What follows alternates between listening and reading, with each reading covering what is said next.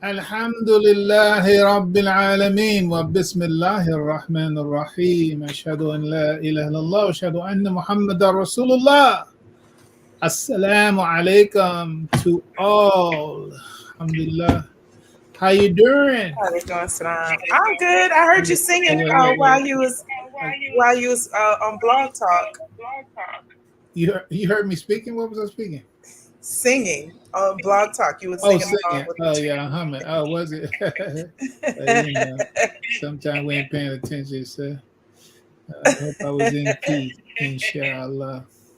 Well, at least everybody know that, Right. he's feeling it. He's feeling it. He's ready to rock and roll. He's like, this is not, another day.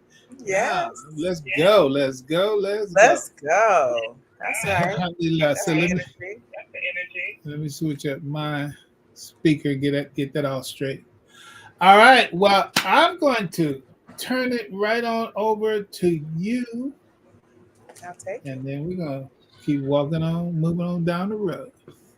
Sounds All good. right. You got it. Assalamu alaikum. عليكم السلام. أعوذ بالله من الشيطان الرجيم. بسم الله الرحمن الرحيم. أشهد أن لا إله إلا الله وأشهد أن محمد رسول الله. Assalamu alaikum to everyone, Blog Talk, as well as those joining us live for another week of Wealth Creation Preservation.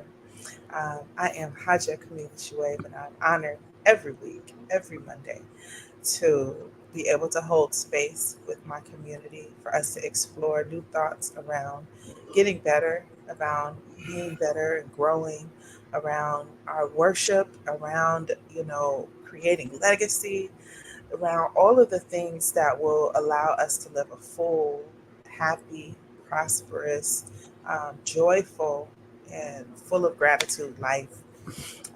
This day has started out very interesting for me.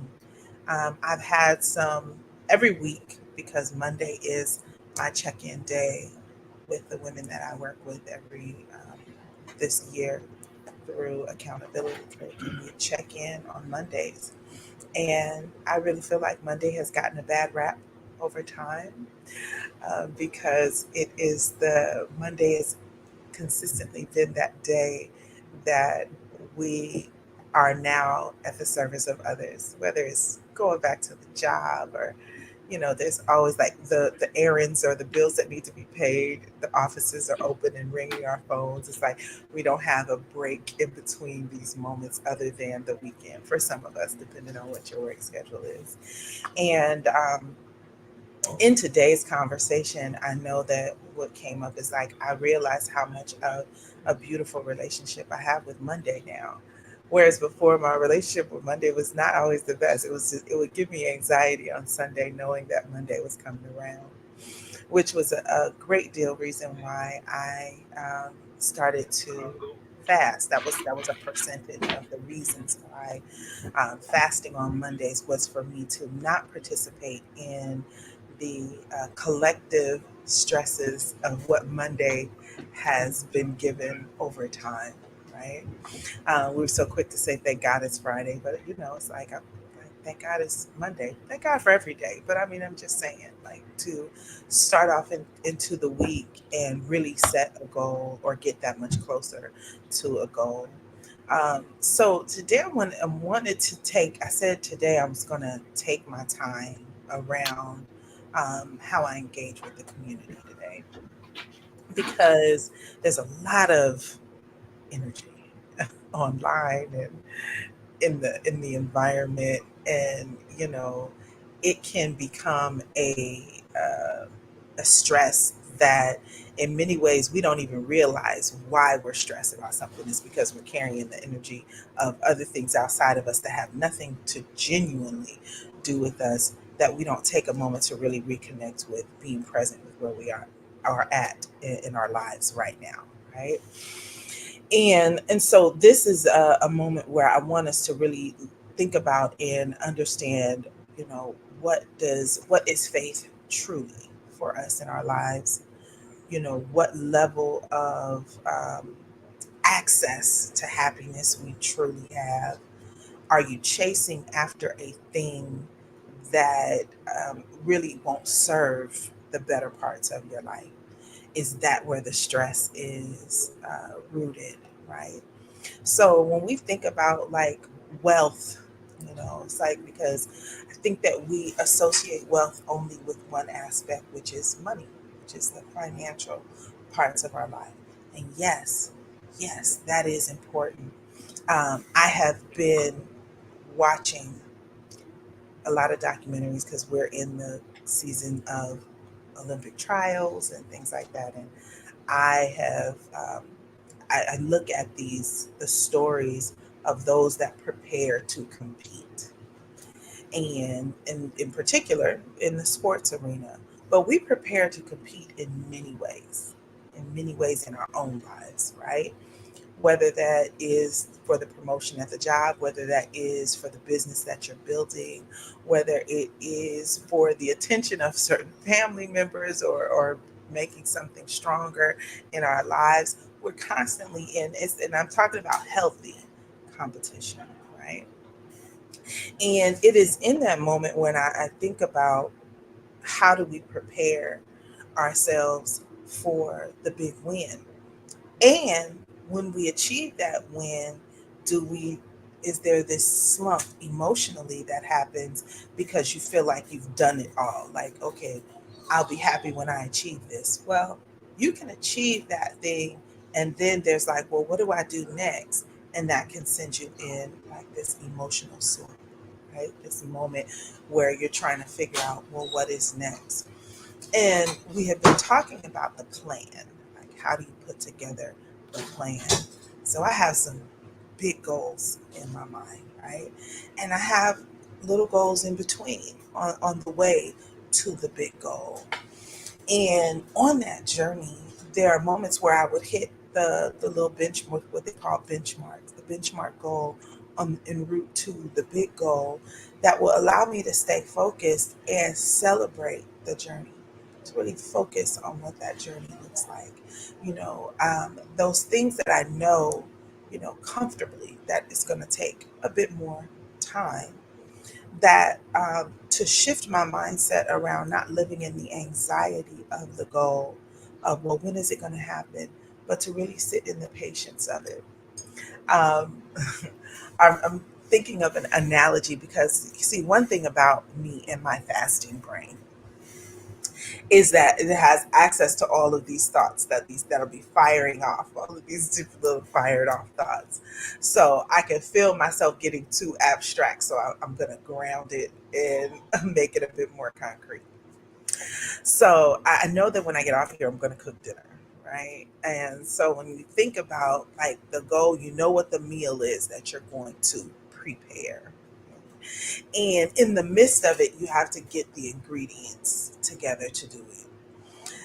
Anyone who is a cook who creates their meal, you know that a meal tastes better when you take your time, as opposed to a meal that you're rushing through, where it's just like you are so desperate to, big air quotes, to eat that you just start firing through it. And usually, when you rush through a thing, you can end up burning it because you're not paying attention to the temperature in which you're cooking, or you're just like, okay, I need this to hurry along, as opposed to really taking on each little process like, oh, okay, we got this, we're going to take our time. And you're thinking about what you're creating because you're taking your time, you're putting love in it, right? You're putting some concentration into it. And then even in the midst of it, you might get inspired to be like, you know what? I have some of this in the shelf. Let me add that to it. And so you are being creative on the journey to manifesting the thing that you had in your mind that you wanted to create. This happens too with our goals. This happens too with the dream, right? And I want to clarify in the midst of this that, you know, I had read this thing about the difference between a goal and a dream. The thing about a goal is the thing that you achieve. Like you're on the path of it. The thing about a dream, it won't let you go. Like that dream that you have, the dream is divinely assigned. Like Allah put it on your heart. Like this dream, when you see yourself almost to the point where you're like, ooh, I have no idea how that's gonna happen. I don't, and really, you don't need to know about the how. What you need to do is cultivate the dream, gather the ingredients to manifest that dream, right? And let it cook, let it simmer. Take your time. Don't rush toward it, because in you rushing toward it, you could be messing up the complete buffet that you're looking to create. You take your time. And so, like, even with me using, continuing to keep with cooking as an analogy, that I love to cook. I truly enjoy it, but I don't do it as much because there are certain space, like in my space, unless I have the time to truly concentrate on putting it together, I don't, it's like I don't feel inspired to do it, because I'm not looking at just this quick fix. I'm looking for something that is going to be an experience once it's done, right? And so, or having the space and the tools necessary to create the meal, right? So when I'm in certain spaces, if I'm cooking, like at the masjid, we have a beautiful kitchen. We've got a wonderful stove that the community has worked together to give us this beautiful stove. And it's a different cooking experience. And you have space to do the chopping. You have the tools available to you. And so you're excited about every step. And so this thing about having the plan for the goal that feeds the dream, right, is to really be okay with being excited about the plan. What are you doing every single day to get you closer to it? And this doing every single day, it could be something as simple as studying a particular thing. If you envision yourself, like, we're as a community, we're about to start on this journey of collectively studying and getting excited about understanding the Quran, right?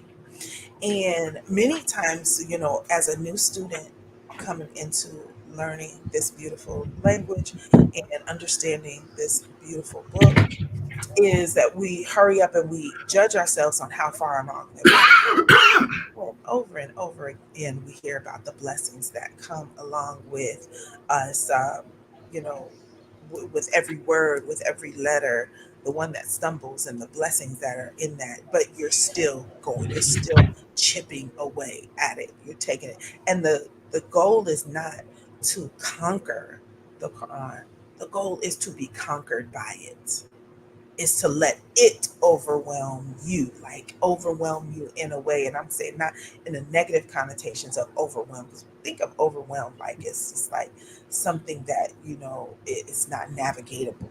But when I say overwhelm, it's like let it flow in your body the way that your blood flows through your veins. Let it be a complete and total part of you. Like, this is where you merge this experience of yourself. And so when we go into this part of like seeking to better understand it, each goal, even if the goal is today, I'm going to work on one letter every day. Like, I'm going to take this alphabet, this Arabic alphabet letter, and I'm going to put it up on my mirror, and I'm going to spend time saying it and looking at it. And then the next day, I'm going to add another letter, and then the next day I'm gonna add another letter. But throughout the day, you're focused. So if day one is Aleph, day two is Aleph Ba, day three is Aleph Ba Ta, day four is Aleph Ba Ta Tha. Then what you're doing each in that day, on that fourth day where it's Aleph Ba Ta Tha, like throughout the day, that's all you're saying to yourself. Aleph Ba Ta Tha. Aleph Bad Tath. Like, you're just enjoying each journey, and then at the end of the day, you can feel the excitement and the joy of, oh my God, 4 days in, I have learned four Arabic alphabets, and I'm training my brain to get ready so that the next day I'm adding another one. So that in week, you've got 7 letters down that you didn't know before. After a week, you have mastered these 7 letters, right? And so now you go into the next week. So the plan would look like this, is that after, like, okay, so how many Arabic alphabet is there? I believe it's 27. But, don't quote me. But at any rate, when you look at, if we divided that up into the weeks, then by the 5th week, that means the 5th week, or AKA a month, I can learn my Arabic alphabet in 1 month. That's the big goal. But the plan is being joyous in every step on the way there, every step on the way there, right? And then when you get there and you realize, oh my goodness, because you don't even really, you're not paying attention to how much time it is, because time is going to move. It's moving forward each and every time. But in your heart, you're like, this is the goal. I'm doing a little step each and every day. And there might be some days that are harder than others. There might be a day where you're like, I'm going to repeat this day because I don't feel like I really made the success. And that's okay, right? Being gentle with ourselves on the journey, but recognizing that it's not about giving up. It's not about quitting. It's about us to continuously keep going, I won't be because there's done till blessings after in that, 6. the consistency, right? And so when you get to that, into that goal, and you celebrate yourself, it's like, okay, but the big dream is to be able to, read and understand the language. So in the same way that you do that with the letter, this is what I'm indicating to you, a plan, right? Pick that word. What is that one word? If you want to learn a surah, just the first word of the surah. Day one is all we're saying is that first word of that surah. That's it, right? Then day 2, the second word, we're going to say is word 1 and word 2, and do it the same way you did with the alphabet.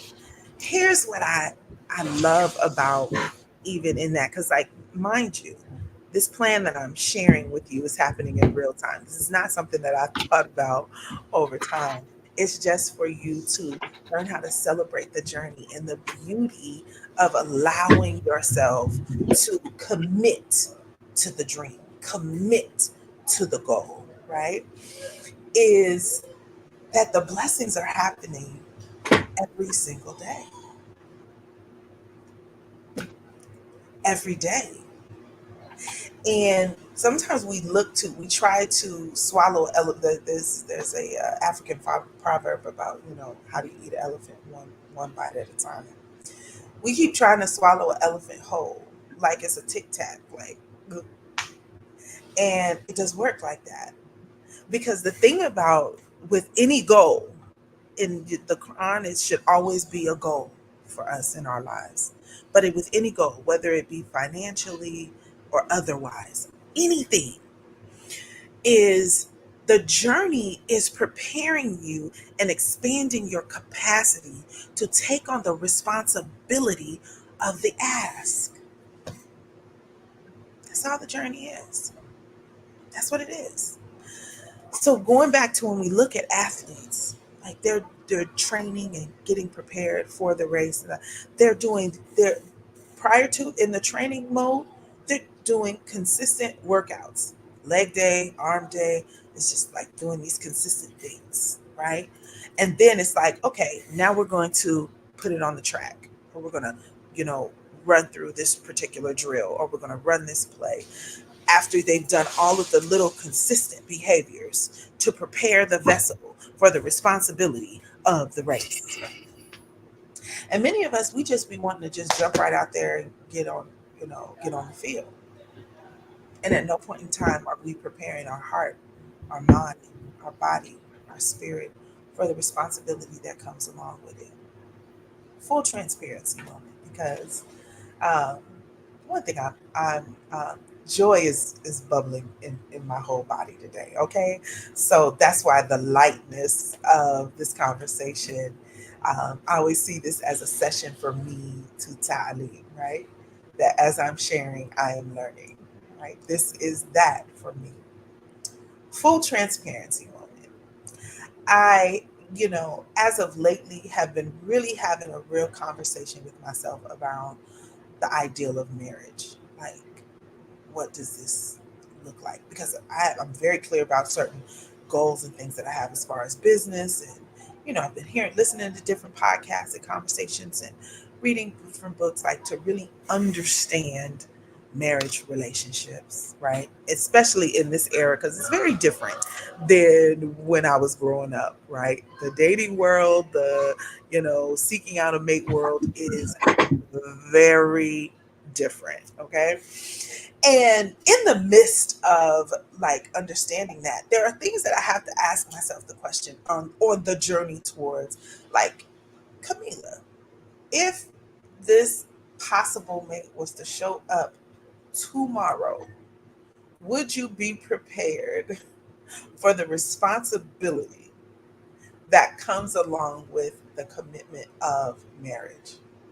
And there's some days where I'm just like, absolutely. Then there's other days where it's just like, probably not. Not fully, right? There's still some areas of myself that I'm still working towards.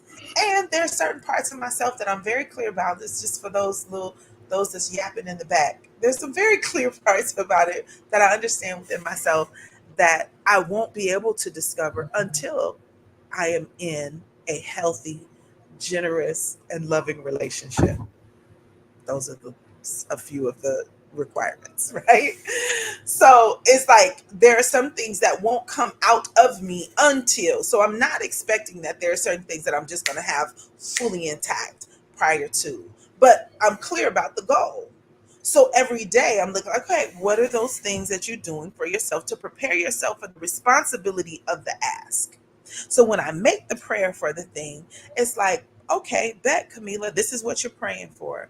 All right, what's going to start to show up are the things that have been blocking you from the thing. Because if it's good for you, when you visualize it, when you have the dream for it, when you set the goal for it, it was a yes. It was a yes, right? Now you are preparing yourself for the responsibility that comes along with it. Another full transparency moment. Like, I know I want to buy a home. Very clear. Like, home, yep.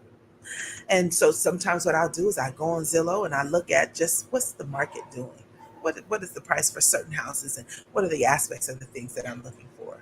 Or when I have time and have access, I'll go to some open houses and just to physically get my body in the space of seeing the house like, okay, yeah, I want something like that. Don't want something like that. I want more of that. Oh, I never thought about that. Let me add that to my list. So now I am in the mode of really choosing and allowing my body to see this what we going for. Meanwhile, like currently I live in an apartment, right? Am I treating my apartment the way that I would treat my home? So there are certain responsibilities, how I maintain it, how I organize it. If things just kind of sprawled out all over the place. Are there ways that I'm keeping my closet organized? So there's a different way that my mind is looking at how do I create this environment? Because the way that I treat this home is the way that I'm going to treat the home that I'm looking to gain. How I approach with how often or regularly, being on time with my rent, how I budget my money to ensure that I'm paying on time. That am I just being a little flagrant about not having a plan in place for my economic situation? Things might come up, and how am I doing that?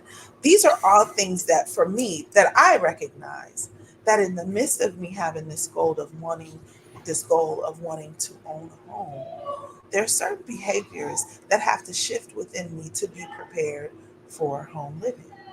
Because in my apartment, if something goes left, meaning like a pipe breaks or something goes wrong, plumbing goes wrong, or a window breaks, like I could call the landlord, the management to tell them, hey, I have this thing that needs to get fixed, right? Whereas in my home, I have to be prepared to take on the responsibility of those repairs. What does that look like? How does that manage? How am I putting that into the plan of expanding my capacity to be able to take on the responsibility of what it looks like to be a homeowner? So I'm using these personal experiences within myself to encourage you to look at what is that dream. Because we'll be so quick to say, you know, I want to make X amount of money per month, or I want my business to do X, Y, and Z. Okay, well, the training ground is where you're at right now.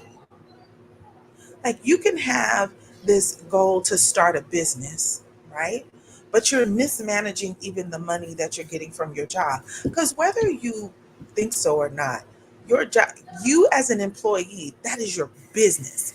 A business is an exchange of services that benefits, you know, what it is that you offer. So they come to you for your ability for data entry. That's your business. I am in the business of data entry. I'm in the business of customer service. I am in the business of retail. I am in the business of being a person that, what is that called, a barista. Like what I'm in the business of doing. I'm in the business of, you know, doing online marketing, whatever it is, right? They've employed you because you have the skill that they're willing to pay for. So to think that, oh, I'm just doing this for them in order to pay a check, you're in the wrong business. You got the wrong job. Your job needs to be in alignment with the thing that you do best, that you do well, that you do with joy. Because then when you do it, you're learning on the job what you could take away to maybe even add to a business. Because whatever service and skill that you are offering, there's someone else that could pay you to do exactly that somewhere else, whether you operate independently or not. There's a way to do that, right? So, whatever this goal is, this dream, this beautifully inspired idea that Allah has placed on your heart that says, you know what, you can have X, Y, and Z. Is it good for your way of life? Will it make you have a better human experience? It's like, yes, okay. So now we're going to get to work on creating the plan to bring that closer. We're going to gather the ingredients and pay attention to how I'm managing where I'm at now so that it's a solid foundation as I move forward into the next part of my life and my vision for myself. Yeah. So, with that, I am happy to invite the Imam to come back into the room. All righty then. Alhamdulillah. Oh, wait. Alhamdulillah. Am I being heard? Yes. All right. You got to check and Yes. see if I'm heard on it because I know I muted my song output here. Just want to make sure that I'm heard on the Yeah, computer. you're on the you're on Okay. both So both good. Blog Talk All and right. Fantastic. Thank you so much. Alhamdulillah, much valued. Stick with the goal setting and the where are you now and how are you treating where you are now in terms of where you want to be, right? That's deep and rich. So inshallah, I won't open up on it right now because I got a PSA that I have to deliver. come on But PSA. that's all gold. That's all gold. GOLD and GOAL that you were given. All right. See you on the flip side. See you on the flip side. Alhamdulillah Rabbil Alameen. So I had indicated that today. Oh, let me get my backup going on here. Bismillah. Um, that today is going to be a PSA because well, everything seriousness is always happening, but it's getting seriouser. Things are getting seriouser, and it's just truly appropriate for me to get to this in my estimation. So let's start with sharing. There's an element of randomness that's going to be in this, but I'm also satisfied that randomness is a part of, well, so-called randomness that thought got checked and based on what I have learned that in reality there's no such thing as randomness. Randomness is the effective law unrecognized, but that's another subject. So let's get this. So I don't. These slides are not necessarily in any particular order. Um, let me do this. I'm sorry. Let me do this so that I won't forget, and I won't have lost my time in doing it. I'm gonna put these, and that's why I gave myself the note. Uh, to put these in the chat. So give me a second. Let me do that.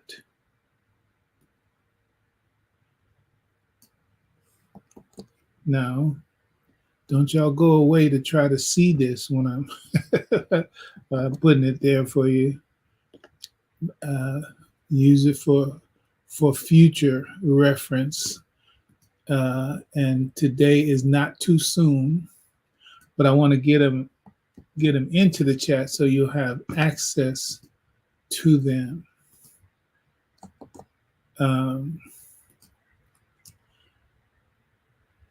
Okay, so those are two separate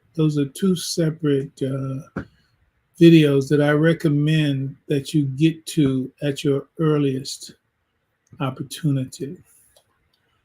What I've chosen to do today is, notes that I've taken. I look back at the history of when we were dealing with Bitcoin. I think that the first broadcast on wealth creation and preservation that had Bitcoin in the title was like 2017, and so we've been dealing with this for a long time. So in terms of wealth creation and preservation and Blog Talk Radio, so however you can get to the archives, Blog Talk Radio, you can even put Bitcoin in that Fahim Shoaib Blog Talk Radio, Fahim Shoaib Bitcoin, and it's going to give you some of whatever's been there, and then you can follow the order, the order, or it goes as far as you want to go. But we spent years, mashallah, alhamdulillah, rabbil alameen. We spent years, and I want to make dua and for our brother Imam Benjamin Shabazz of Seattle, I believe he's in Seattle, who was the first one that brought it to my attention, and when he brought it to my attention, I think it was something like $4,000. That was the price of Bitcoin at the time, and I'll tell you today it's like 68,000 per Bitcoin right now. and I'm going to answer the rhetorical question that I asked in the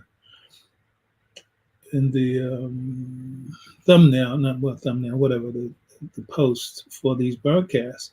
Is it too late to buy Bitcoin? Is it too late to get into? No, it's not. It's not too late. I'm trying to make those statements emphatically, and I'll cover other things as they come up.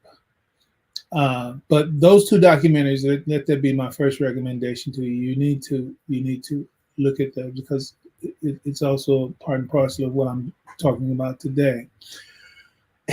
And the PSA, as I say, is about a generational, meaning like it's like once in a generation. It's a generational opportunity. And we talk about, and let me say this first too. This is not financial advice. I'm not a financial advisor. You do your own due diligence. You can lose everything that you invest. Don't invest more than you're willing to lose. All that is to say, it's your business. What you do is your business. Okay, so that's out of the way. So what I want us to understand is Allah, God, is absolutely, positively, thoroughly, and completely involved in this. I mean, that could go without saying, in the sense of, nothing happens except by the will of Allah. Yeah, I mean, that's true too, and we already know that that's true. But somehow we get a break between between that statement that nothing happens except by the will of Allah. But what about that? It's like the same person that said that, but what about that over there? How come this if God is that? And how come, and see, and that's where you have to shine a light on the weakness of your aqidah, but don't take that in a pure fiqh religious point of view. Tanzih, Tanzih is talking about what attributes do you quote unquote grant to God in your own consciousness. Right? In your own consciousness, God is this, but but it's not that. That over there is something else. No, Allah is his power is over everything, and nothing happens except by the will of Allah. All of that. Okay, so, but I want you to get beyond this generic attitude, which I'm trying to point to right now. Yeah, God has power over everything. So then when something happens that you don't like, then he's like, oh man, it's like, what happened? What happened to your faith in Allah? It doesn't mean that if it's a painful thing, that is going to feel better just because he said, oh, mashallah. It's not, if you stub your toe, hey, it's going to be pain if you say mashallah, or the other words that you say sometimes. It's better if you say mashallah, inna lillahi, inna ilayhi raji'un. Figure out something else to say other than that other thing that you know that you're going to say. Let me tell you what, I'm giggling. There's this online piece. This guy who's a reporter. He's doing a reporting in a town. Some of y'all know about it. He's doing a report in the town, and it's like he's really talking like real hoi polloi, real upscale Princeton type conversation, and then a bug flies in his mouth or something, and he falls completely out of character. And it's just so funny. Actually, for a laugh, because laughter is medicine too. For a laugh. Now there is some profanity in it. Let me go ahead and cover that part too. But if anybody knows about it, get the link and put it in the chat so that people can have a laugh. Funny. Okay, I digress. The point is that you really believe that Allah has power over all things, then I think you should be looking for what does God have to do with whatever is going on, right? There's so much low-hanging fruit with what happened in July 13th, and so many things that happened there. And again, you can see Allah's will in it. All right, don't try to figure out, well, what do you mean, bro? Don't worry about it. I'm just saying in everything. I will say this about that. Oh yeah, since we're talking about Bitcoin, and the former president and former president and present presidential candidate Donald Trump is going to be a special guest speaker at Bitcoin conference. I think it's in Memphis, Nashville. Yeah, I think it's Nashville. And there's an expectation that he's going to announce, he announces a lot of stuff, right? That he's going to announce, but his very presence at the Bitcoin conference and being favorable towards Bitcoin, and surprise, surprise, the current administration as it is assembled, especially as it relates to the SEC, the Fed, and all the rest of those, are not crypto friendly, and have been doing whatever they can to obstruct it. But here, Donald Trump is considering and has put the word out there that he would do or consider to make Bitcoin one of the reserve currencies, and that's really a big deal. And so what that means, without talking about the other things that have been put in place by virtue of that, what that means is that, man, the millions of people who haven't shown any interest in it, for Donald Trump to the possible future president of the United States to say that we are looking at, I don't want to put words in his mouth, but we are looking at making Bitcoin. That if he wasn't feeling affirmatively, positively about Bitcoin, he wouldn't even go to the conference, because just going makes a statement, right? So, okay, so what is that? What is that going to do? I mean, just literally, just his presence, and also literally, if he takes office and makes that kind of decision, what is that going to do for the quote unquote price and acceptance and the adoption of Bitcoin? But the big boys, the behind the scenes, the ones you don't know about, you've heard about a connection between BlackRock and July 13th. That's interesting, too. So all this, look it up. I don't want to stay too much more there. And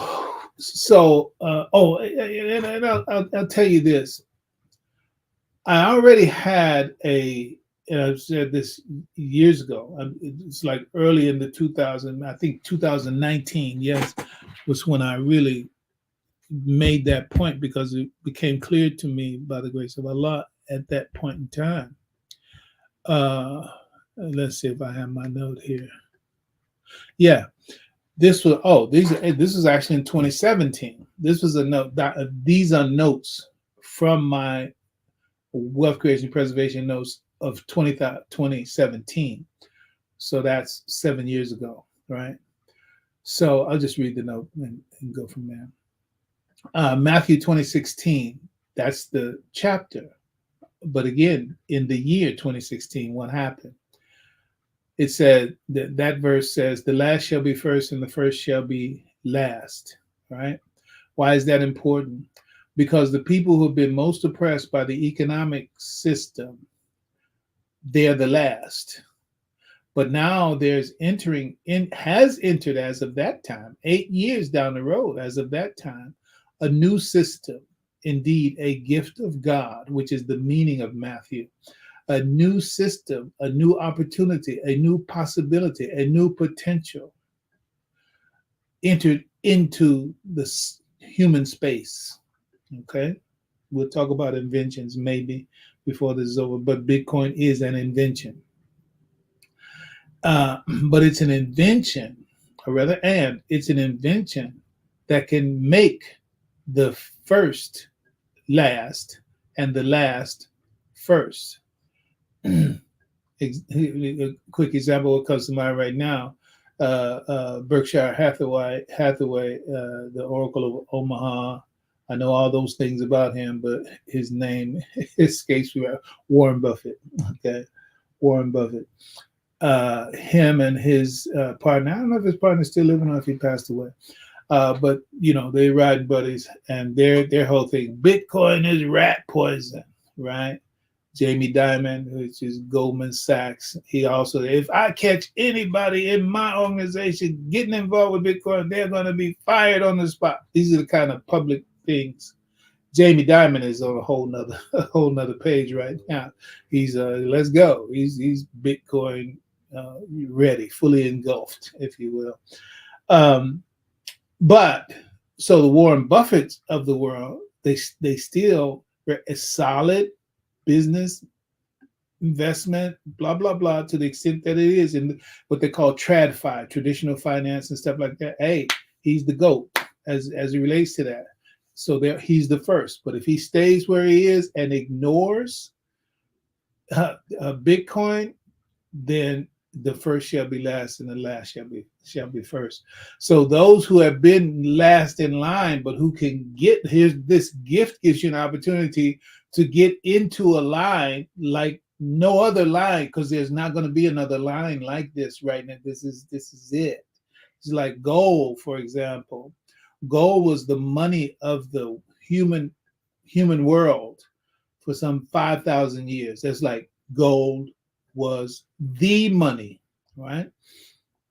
And gold had the life, and then gold-backed paper was the deal, blah, blah, blah. Okay, then Richard Nixon, whatever, 1971, they call it close the gold window. So and then all money, quote unquote, became fiat because the French, the Germans, and everybody else they said, okay, well, shoot, if America don't have to back their dollars with gold, which they had promised at Bretton Woods, and they stopped doing it, well, shoot, we ain't got to back our money with gold. Our money is just as good as their money. Woo, woo, woo. And there's a whole nother story behind that, part of which we told in the earlier series, Wealth Creation Preservation, on the very relationship between fiat, gold, Bitcoin. In fact, when this broadcast started, myself and my dear brother Rahim Allah, brother Malik Sharif, it was about gold. It was about gold, silver, precious metals, right? Getting ready for the reset. And we believe everything is going to be reset in gold.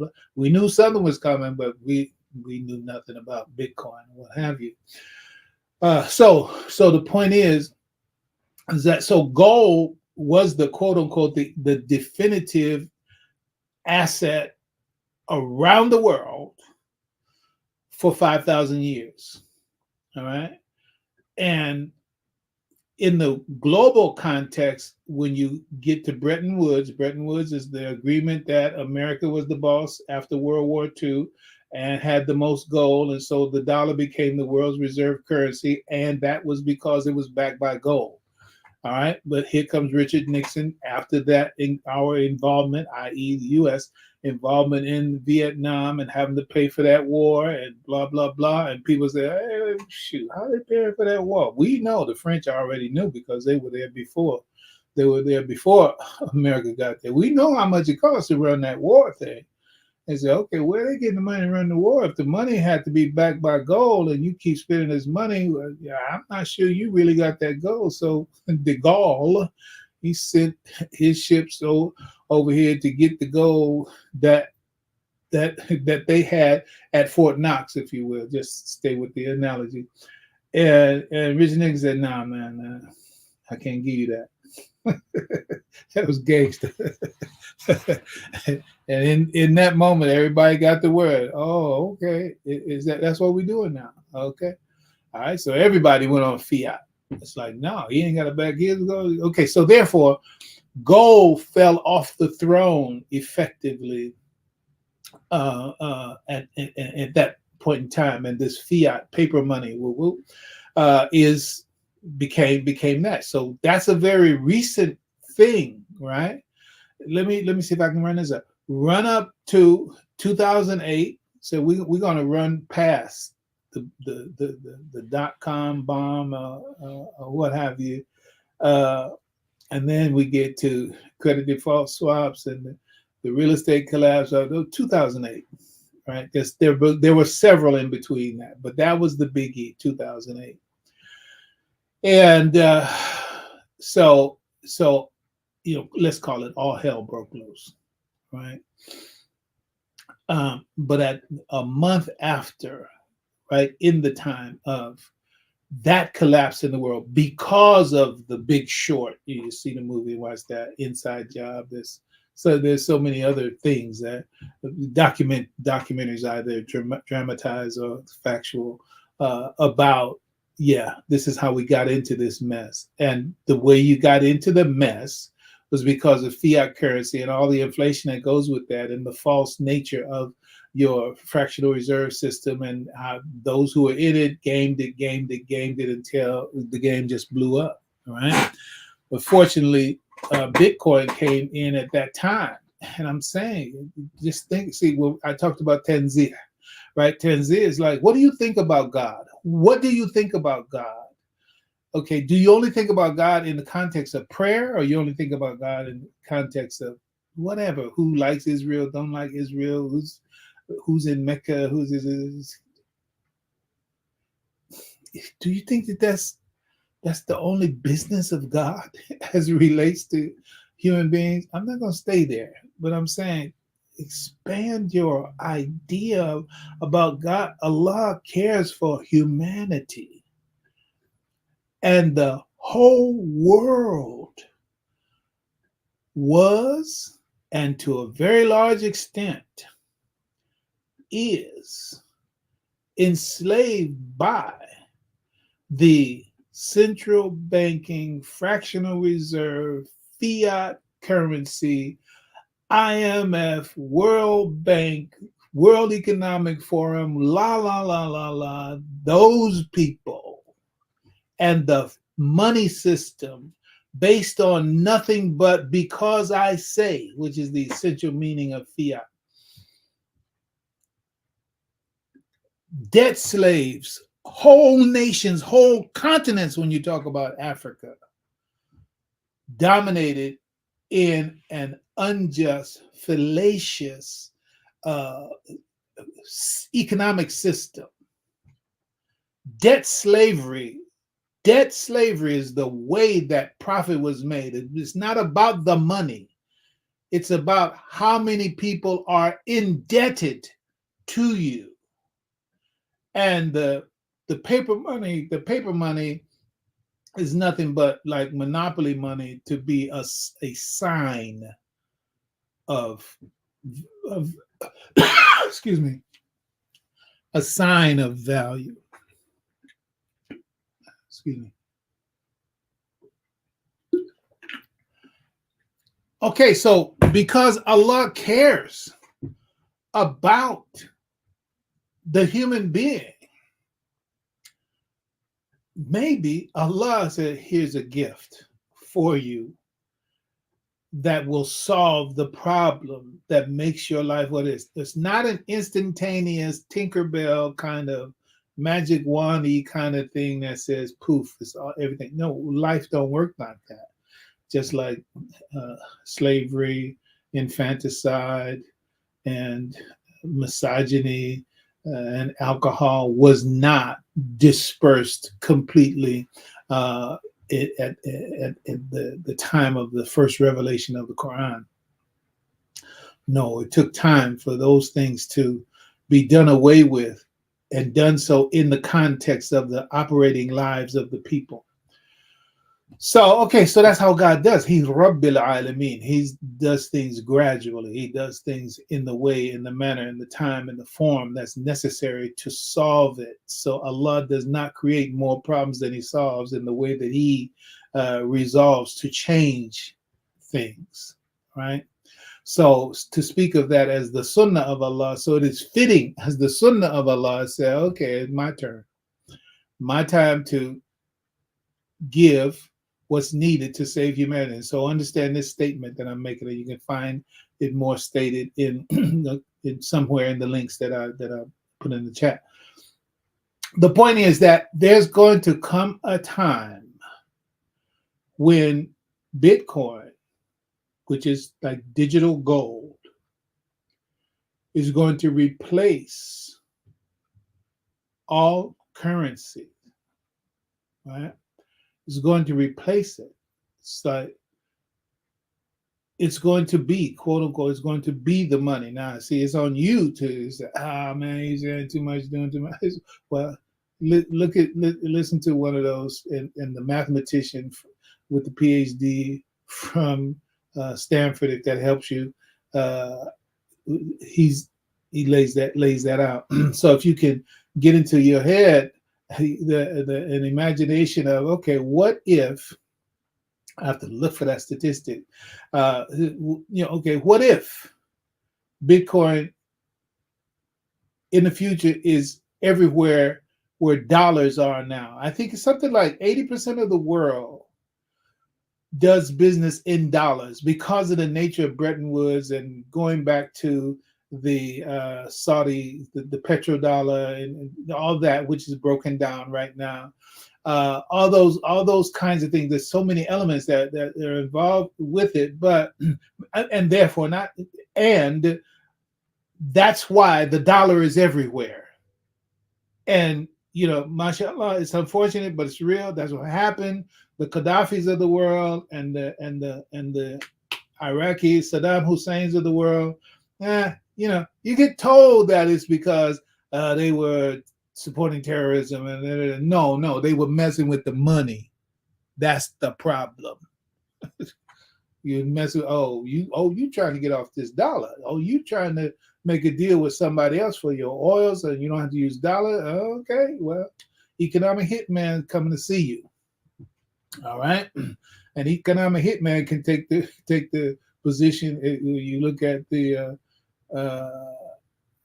whatever the first fruit that fruit company that the CIA, the first act on it. This is unclassified. This is, the CIA, their first out of the country act against someone. That's why they call them banana republics. They took them out. Oh, y'all want to have real democracy? That wasn't the plan. The plan wasn't for y'all to have real democracy. Maybe you could have something that look like democracy. But you talking about real democracy where you get to choose who you really want up in there? Nah, sorry.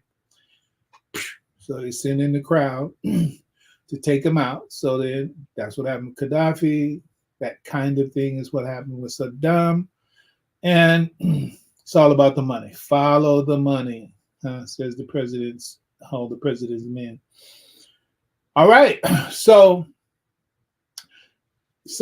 if 80% of the world does business in dollars, and if you haven't heard about this, sometimes I just got to give you these words. We talked about these things. I'll give you the words, and you got to do the research if you want to, because I want you. My desire is for you to be as confident about this opportunity. And again, it's your choice. It's not financial advice, etc. But I want you to be as confident as I am. My confidence is at the level of, damn, I mean, I can say this, I can say that, I can say this, I can say that, but is that going to be enough? Or is that clear enough? Is that pointed enough? So I'm struggling to say what I think you need to know so you can get to the level of confidence and conviction and competence in what I'm talking about. I mean, because I'm speaking live and it's in a conversational kind of situation, and I haven't lined out notes in that way, so it's kind of labored a little bit, at least from my perspective. But it's because, again, this is a public service now. I'm trying to tell you, don't miss this. It's $68,000. So you don't even need to think about a whole. It's like party might be over for so many. I'm talking about millions of people. That party may very well be over. That whole Bitcoin thing. It's like, man, I need to buy me a Bitcoin. No, that depending on you. 68 grand. It's like, yeah, I'm gonna go get one. Now I know that some of you out there got that because you got that retirement money. You got it. But, don't risk more than you are willing to lose completely because it's very volatile. But then again, this is not financial advice. You do your own due diligence and find that out. But I am absolutely positively convinced, but it's based on knowledge and experience with it as well. But I want you to be there too. So I'm saying, Allah, when you know this about the nature of the world and the history of the economy and global economics and all the rest of that, then you know that there was a plan. You got the Fed, and the IRS are the police for the Fed. And the Fed is not a federal agency. The Fed is an institution that's set up, that's operated and owned by private banks. Okay. The IRS are the ones who come get you if you don't give them the money that they're supposed to get back through the taxes, which is another thing about personal taxes. And some people try to get out of line with Wesley Snipes, for example, knowing that, yes, it's truth. Largely, there is no law, there is no rule, there is nothing constitutional about personal income tax. But watch what happens if you don't pay it. Oh, this guy, this movie star dude. Okay, let's make an example of him. So the rest of the chattel debt slaves can say, don't you even think about it. Okay? So God knows that world, right? God knows that world. And so in the context of the utter collapse of that, because the Bretton Woods, the commitment that was made after World War II has been broken, and so now people are being strangled in debt service with no way to get out of debt. Even the U.S. government is in that stranglehold right now because the trillions of dollars of debt, there are trillions owed just for the interest alone on the GDP. The debt, not GDP, can't cover it. Gross domestic product. The debt.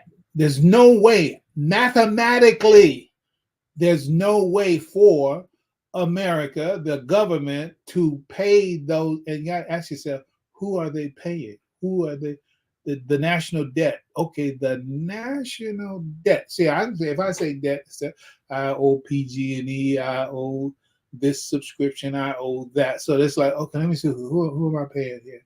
Okay, you're paying them, right? Okay, the government, they are in debt. Don't think they're like in debt to Boeing or this and that and that and that. No, because all they do is print up what they have to print up, the certificates, the bonds, or whatever, and give it to them, and they're paid, right? But America has to pay for the freedom to issue that. Who do they owe? The Fed. And who are they? The private bankers that control the fractional reserve banking system of America either way. So the point is that the whole debt thing is absurdly unreal. But let me get into a little more centering. So I said to you that there's going to be a time where Bitcoin replaces fiat currency, whatever, even if it takes 100 years. It doesn't matter. It takes 100 years. The point is, there's only 21 million Bitcoin that's ever going to come into existence. That's been mathematically locked, computationally locked. It's dead. When that's done, that's done. No more can be produced. Absolute limited supply, period. And something over 19 plus million of them have already been mined. So that also accounts for why the price is going where it is. So when you add in several things that have happened, the Bitcoin ETFs, exchange traded funds, you got to look it up. Though that coming in, and then so therefore now the money from traditional finances like JP Morgan Chase and so many other hedge funds and so many other ways of people say, I want a piece of that, I want a piece of that, I want a piece of that. So now adoption, which we talked about on this broadcast so many years ago when we were introducing the concept, it was all about when the adoption comes. And when the government gets to a position where, I mean, the dollar lord who said, okay, Bitcoin is all right. It's okay. It's legal. Okay. It's good. No, it's not just for, drug dealers and pornographers and no, it's good. So now all those retirement funds and family offices and sovereign wealth funds. So when Dubai and the Saudis, and they're already involved, when those people get involved, when they come in, you got to buy the Bitcoin. That is, it's not like you can create some more. Okay, we got a special supply for y'all over here. No, everybody has access to the same supply. And so if you got more people, higher demand for a limited supply, then that means those who possess that limited supply, they get that gravy that comes off of it. And the beautiful thing about it is that Bitcoin as an asset is just like owning, whatever. Let's just say you own the Empire State Building, right? You own the Empire State Building, it's like you own the Empire State Building. If you got something else going on and whatever, then okay, then you can just sell it, right? You can sell it and you get whatever it's worth. But now if you want some other kind of asset that has growth in life to it, then you got to take what you sold it for and invest it in something else. What I'm trying to get to is this: that as this value grows in the asset, you just hold on to the asset, but the leverage and the equity in your possession of it enables you to use its equity through some other traditional finance. And in the world of crypto, you also have DeFi. You have decentralized finance, which you have a way to do that. It becomes a whole world of cryptocurrency. It's not a dollar world. Now it's a crypto world. And everything that you could do in the dollar world, now the situation is being set. So, and more things are coming. When you hear this idea about altcoins are about efforts of people using this new blockchain technology, uh, uh, using this new technology to create other utilities, and that's what those are. Altcoins are like utility coins. It's like, okay, we can do this with this because it's just so much capability inside of this asset uh, that we're just now learning more and more about what it can do. Sort of like without all the negative dimension of it, it's like plastic, right? So let Bitcoin be plastic, but keep it positive. Okay. I mean, how many different things? I mean, you can look around you now. It's like, how many things are made of plastic, right? Okay, well, Bitcoin is the same way. When you anything that is transactional, anything that is transactional, with the mind that can create the application, also called altcoin, as they call altcoins are applications to do certain things inside of an infrastructure that is based on cryptocurrency or blockchain technology. It's like it's going to be that's the whole new world of money. I mean, just think about it. It's like, I mean, I walk around many days. Well, in fact, the only time I normally wind up with some so-called cash in my pocket is because I know I'm going to be out and I'm going to want to give it to someone who is panhandling or in that condition. That's the only reason now for me that I ever actually have cash in my pocket to give it to some poor person. Otherwise, I don't need it. I don't need to have paper money. It's like I can pay with my phone. I don't even use the plastic card anymore. It's like, click, ding, let's go. So it's this is called the abstract money, the invisible. And when I open up the bank account app on there, all I see is a number. It's like, as long as I see the right number, it's good. But what am I looking at? I'm just looking at a symbol. It's just a symbol. And I have a system, or meaning I'm participating in a system that I trust to say that, okay, they say I got that, and so therefore I can go to the coffee shop, I can go to the bakery, and I can buy whatever I want to buy because I got those numbers in my account, which my phone told me on the app that I got that on that. But where is the tangible thing that makes the exchange happen? There ain't no tangible thing that makes it happen. Is a system that has agreed that this means that, and that means this, and this means that. So if you have this, then this means that. If you have this number here, then that means you have the capacity for doing that much. It's all symbolic. It's all symbolic, right? Let me get past this and say something to you, and then I'll come back, inshallah.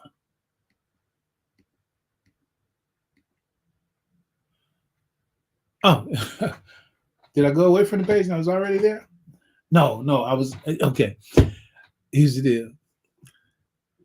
So if I have been successful in a limited way, then I have perhaps, we're gonna come back to the other one. God is involved. Let's just put it like that. God is involved. And Matthew means gift of God. And maybe there was in the qadr of Allah, and I believe it was, because it had to be. Nothing happens except by the will of Allah. Maybe there was in the qadr of Allah a plan to give such a special gift of God in 2016. Maybe it was already in God's plan. I say it was, or it wouldn't have happened. Though it briefly touched on, that is 1,038 per coin in 2013. It stayed flat and well below that until 2016, right? Like God said, it's not time yet, right? 2016 was the year that it really took off. And on December 31st, 2016, it hit $970. And then, that is per coin.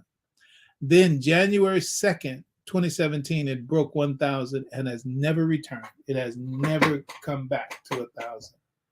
since that time. And then it broke through 6,000 October 2017. And it's more than 10 times that value now, right? So I say it is. It's a gift of God for all the reasons I've said. It's the global economic system is a global problem for all humanity. And the total dominance that those who control that system have over it, they therefore become the pharaoh of the global economic situation that are oppressing and suppressing humanity at large in the interest of the power holders. And the little ones, quote unquote, the ones under their suppression, enslaved by the system, having no power to get outside of the system, well, then God has got to do something. There's nobody else in the world to do anything. God's got, and that's what God did. That's what God did. So now let me go back to take this back to more on God's doing, right? So I just talked to you about the digital nature of currency right now. Without even so it's like when I talk about spending money without having to use a card or without having to use cash, I'm not even talking about crypto right there. I'm just talking about the way that the system is right now. You can do your you do your transactions digitally, and it doesn't have anything to do with cryptocurrency. All right, it's like you go and live your life. So it's still in that context, it's still a part of the so-called fiat system, because those numbers in my bank account, those numbers represent dollars, right? And dollars are the symbol of what constitutes money in the society as it is right now. So when it says whatever the number might be, it's expressed in dollars, right? Because dollar is the quote unquote king. But I'll give you another phrase, another acronym: BRICS, right? Brazil, Russia, India, China, and Spain. Brazil, Russia, India, China, and Spain. It's called the BRICS. They were setting up and are setting up. It still exists. Their own banking system, because they weren't a part of the Bretton Woods Agreement when Britain, America, Russia, the whole communism thing came up later. But an alliance in the world got divided in such a way, and Russia was on one side of the line, and America was on the other side of the line, and so China and all the rest of them, Britain, Russia, India, China, and Spain, they weren't inside of the Bretton Woods Agreement. So, but now they formed their own thing. So you can study that on your own. What I'm trying to get to here is that this thing that Allah blessed the world with, it is natural. Now, when I say natural, now I'm going to say fitri. It participates in the nature of creation. It participates in the nature of creation. It's not woo-woo. It's only like, it's just, if you don't know, you don't know. So it's my job to tell you, okay?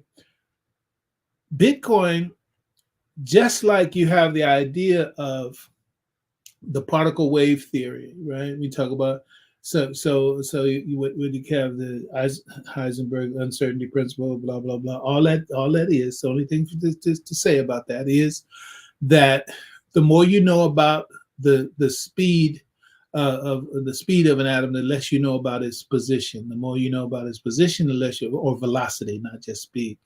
The more you know about the velocity of the atom, then the less you know about its position. The more you know about its position, the less you know about its velocity. It's like those two things can't be known at the same time. And so there's the famous wave particle experimentation, definitively proven, experimentally demonstrated, accepted axiomatically. It's a fact that subatomic particles like the electrons and those particles, they operate as particle and wave at the same time. I'm only saying that to say just to make the point that it's a natural phenomena. It's got a label on it. Oh, those of you who are in touch with my Facebook page, I put up a piece about why it's why both the scripture and the creation are called ayah. Why both the scripture and the phenomena in creation are called ayah. All right.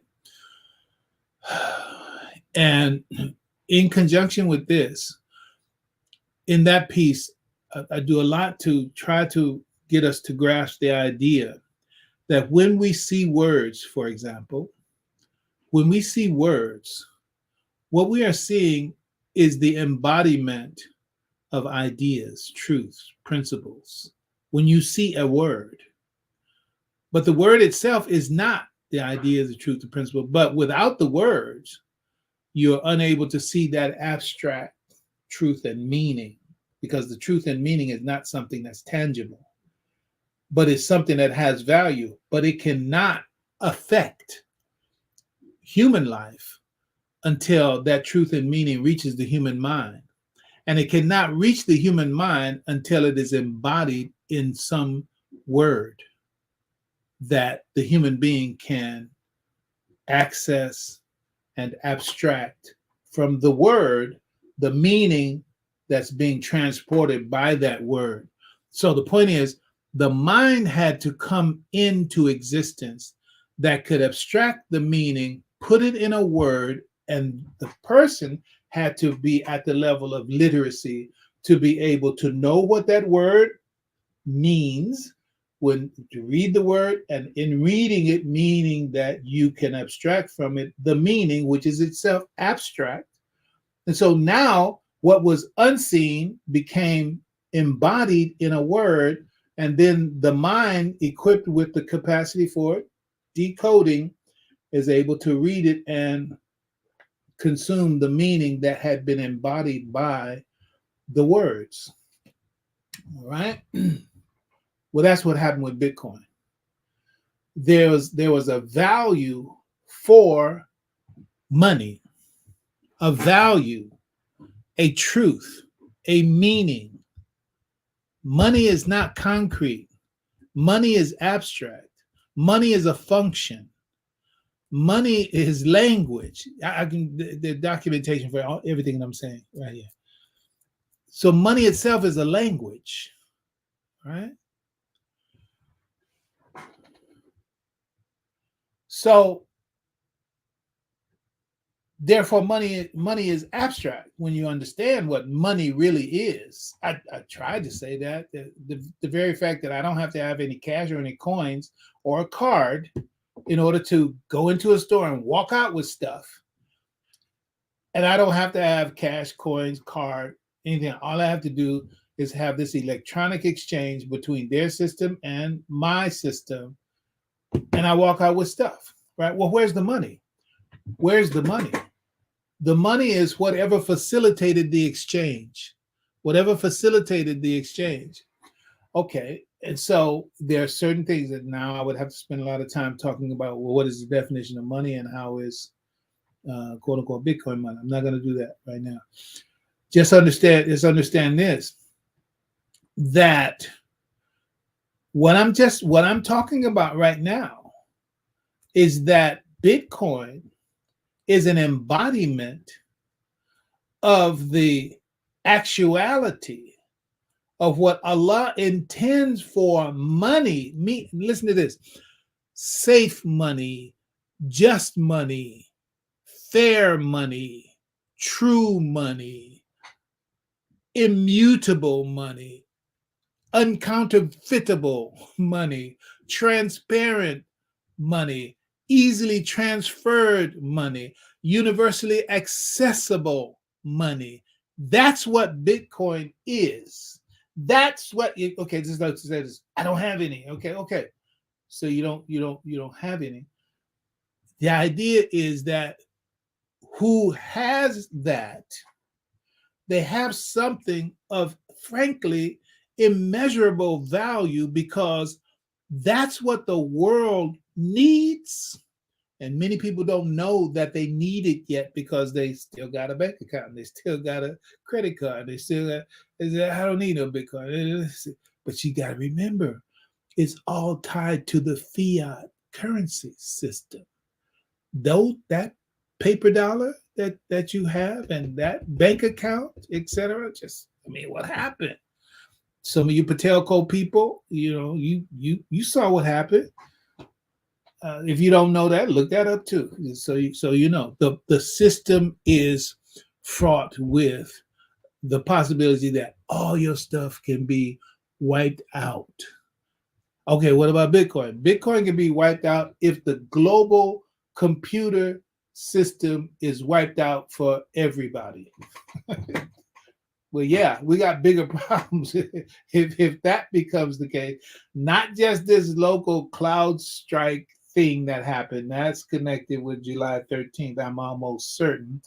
Getting past that, it's like, no, that's not what I'm talking about. That ain't everybody. That ain't everything. It's big. It's global, etc. But it didn't stop. Bitcoin kept going up. Didn't matter because it has this autonomy. It's a completely globally distributed system on my computer, somebody else's computer, et cetera, et cetera. So it's not connected to some mainframe like the CloudStrike situation where it's going to collapse. No, it's everywhere.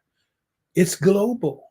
The network that makes Bitcoin possible, just like there's a network that when I use my card go into a supermarket, that's a network. You're pretty confident on that network. Yeah, it can collapse, but most times you go and each like, okay, that's going to work, right? Well, Bitcoin is more secure even than that, as I've said about Patelco, CloudStrike, et cetera, et cetera. It's more secure than that because it's not centralized. That's the big part of it. It's decentralized. There's nobody somewhere at the center of things calling the shots. And this thing is alive and hasn't failed since its birth, right? So let's close this out. So Bitcoin is followed. Yes, that's when you get this Bitcoin and the power law. But I'm really trying hard to get you connected with the God involvement here. All right. Bitcoin is following the power law. This is like the other laws, the inertia and law of thermodynamics and law of mechanics and gravity, electromagnetism, blah. It's from that. It's in that. All right. So when people want to talk about Bitcoin, the reality of Bitcoin, Niels Bohr, the father of quantum physics, he said everything we call real is made of things cannot be regarded as real. That's the reality. The reality is, yeah, but it ain't backed up by where's Bitcoin? Where's this? Okay. I can ask you the same thing about your flesh. When you start looking at your flesh at a molecular level and a subatomic level, it's like, ooh, where am I? Right? But we ain't living on that level. But the point is that is the nature of what we're talking about. That's the reality of it. This is reality. It doesn't matter whether you understand it or not. These are things that are demonstrated, scientific, concrete, actual facts to the extent that facts are possible in three-dimensional space and time. This really, okay? And so it's like the highest levels of things in nature. Okay, let's keep moving. Bitcoin is following the power law because it is an embodiment of a law and principle that is embedded in the nature of creation. See, I'm trying to get at that Bitcoin, that formula, that white paper that was done by Satoshi Nakamoto is the name. It was like a lightning rod. I got to describe it that way. It's like somebody finally put together a package that could attract that level of meaning, value, power, etc., and make it accessible to human beings. They had to have the right formula. And the white paper and Bitcoin itself and the blockchain technology is a composition of technologies that have been around for decades up to the time of its final formulation. Up until the time of its final formulation. But you had to get the right person, the right mind had to come together to to put all the pieces together. They had this what you call trilemma. Look it up. Look that up. Trilemma. There was a special kind of problem that needed to be solved in order for this thing to work. Well, Satoshi Nakamoto is the name. They or him were those who solved that problem, solved that puzzle, and poof, there comes into existence something that embodies, conceptualizes, personifies, and actualizes in real space and time that, quote unquote, that real money that God wants humans to have. All right? God wants humans to have it. But until the circumstances were right for it to come into the world and have the life that Allah intended for it to have, there are certain conditions that had to exist. And those conditions came into existence 2008 with the global collapse and the last financial crisis, which is grounded in corruption. Look at The Big Short. And then there was one before that, okay?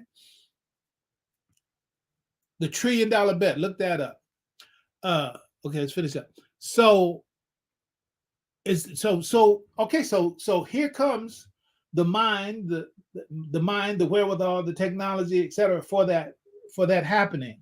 That's why it's in the world right now, because it's time for it to be in the world. Remember, computers were in the sand for millennia. Computer chips, the possibility for computer chips were always in the silica of the sand. But we didn't get computers until the mind showed up that could transduce or translate and transform the silica into silicon chips and do whatever else was necessary in order to get computers. But the potential for it was always there. Okay? So it is with Bitcoin. It's like Allah wants the human being to have computers, but you couldn't get them until the mind showed up that was capable of abstracting and implementing what was necessary to bring it into reality. This thing that is Bitcoin is like nothing else, and it is the universal replacement of what Allah intends for human beings regarding money. So that whole dollar bill, y'all get off of that. Paper money is poor people's money. Paper money is poor people's money. Okay, so you got these YouTubers with these big stacks, pull the curtain back. That's poor people's money. Because that value we take it away in an instant. Okay, by the ones who printed it. All right, finish up, Fahim. So embodied, actualized in space and time to do what the law, as God's will, intended for it to do in the economic domain of human beings. Allah said this. Yeah, I said it. Because any God says, I create you and what you make. All right, so it's from God.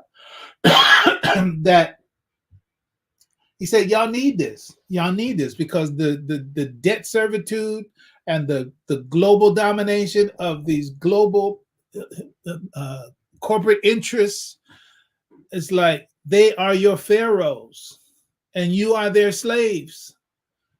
And you need to be outside of their system in order to be free of their system, but you can't continue to depend on their system and be free from the system at the same time. So let me give you something which, if you accept it, will put you in a position to be free from their system, right? Last thing, my note here, it says the Satoshi documentary, and I think, yeah, you put that link, I put that link in there for you. Look at that. And here is for me, that was really the kicker. And that is Satoshi Nakamoto. Nobody knows who Satoshi Nakamoto is. Nobody knows.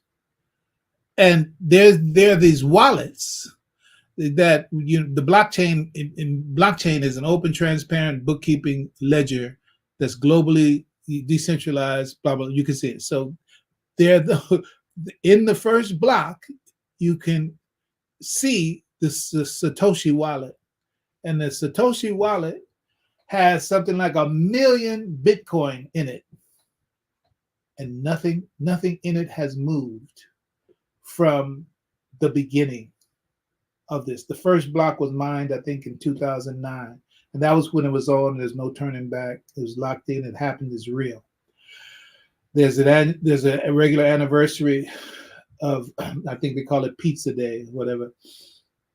It was the first transaction that was done in Bitcoin. This guy bought 2 pizzas for 10,000 Bitcoin. It's like a novelty, right? Okay, so you say Bitcoin can't be money? Here's the proof. Bitcoin can be money. Okay, you give me those Bitcoins you have, we give you these pizzas. 10,000 Bitcoin. I don't know if that person's still alive. I don't know. I can't imagine.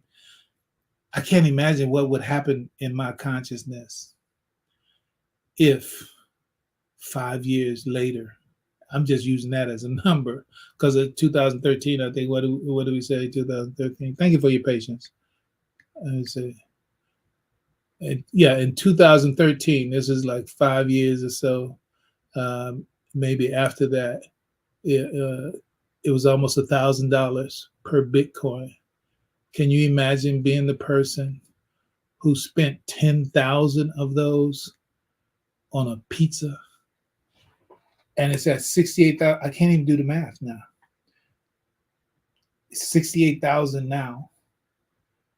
You do the math. 68,000 times 10,000. And that's how much he paid for those pizzas if you use today's price. And today's price is, whatever. It's irrelevant. Really, it is irrelevant. So let's call it a day. So all that is waiting for us. Inshallah, maybe we'll talk about it next time. Yeah, let's close with this. Bitcoin is a solution to what is wrong with the world's money and economic system. The fiat, the Fed, fractional reserve banking, debt slavery, etc., and it's all for the benefit of all humanity now and in the future. And that's my public service announcement. Not financial advice. Do your own due diligence. But this is a generational piece. This is a boat that's already moving out there. If you don't get on, it's pretty much done. Look at those videos that I put in there, because you need to know. You need to know. Okay, Haja, let's get back in here and let's get out of it. All right, here you go. All right, I am going to. Where am I at? What's going on here? Yeah, I want to click down some of those who have joined us. Any words? I know about the processing, but it don't have to be about what I talked about. Any comments? Oh, that was for me? Yes, all for you. Oh, all for you. Yeah, no, alhamdulillah. Like, new information is always what is good for us as we move forward, planning for the future, but also staying present with what it is that we know and understand right now. Continue to, research and learn more and see how you can incorporate something new, like stretch ourselves to, desire better understanding of what our financial situation is, because even beyond it being just about you, it's about your descendants, it's about your children, Yeah. your children, your great grands. Oh, So absolutely. you may not experience it in your lifetime, then preparing yourself to be able to pass something over to them so that they may thrive within their lifetime. Yeah. So yeah, absolutely. Yeah. No, absolutely. And so it's like, man, I the last model. I want to thank MBS for that it wasn't Spain, it was South Africa. But the analogy that I would like to use it's like Forrest Gump, right? You remember when Forrest Gump and his shrimping boat and blah blah blah and all that happened, and he had made a promise. He made a promise to his friend or whatever, and they had bought. He said he bought some part of a fruit company or something, fruit company, because the name of it was Apple, right? And Yeah. Yeah. so when he gave the money to the boy's mom, like she fainted because it's like, oh my lord, it's like, but he didn't even know, what it was, but he knew it was Right. something to invest in, and so he set it and forget it, and the rest of it is history, right? And that's how this thing is, right now. People would understand. So I pray Allah blesses us to join on. Shakur, there are financial vehicles out here that can propel us forward financially. This is definitely one of them. Yes, for sure, for sure. Alhamdulillah. Does this bode well for crypto space somewhat? Yes. Yes, it does. I don't know. I'm feeling like you're talking about July 13th, but Allah says, in the Quran, He says, and He bless you from avenues that you haven't even calculated. That you haven't even calculated. So it's like, I'm telling you, when we first started talking about this, and I know I'm kind of going over, but when we first started talking about it, it was all about adoption. It was adoption. So yeah, as more people adopt it, then that's when the real value, real power, really is going to come out. It's like, man, the level of adoption that's needed, and the hurdles and the obstacles that need to be overcome. They're really in that. The government is cool. You got a president coming in talking about it, and so Yeah. it's like and you got the ETFs, you got Wall Street is on and into it, and that's just talking about America. Remember, Bitcoin is global, so you got Russia, China, India, South Africa, and everybody else said, knowing that there's a limited supply, trying to get their hands on it. So it's another conversation. We'll continue on the conversation. Alhamdulillah, I pray all is well, and may Allah guide us to the best. Thank you. Assalamu alaikum wa rahmatullahi wa barakatuh. So,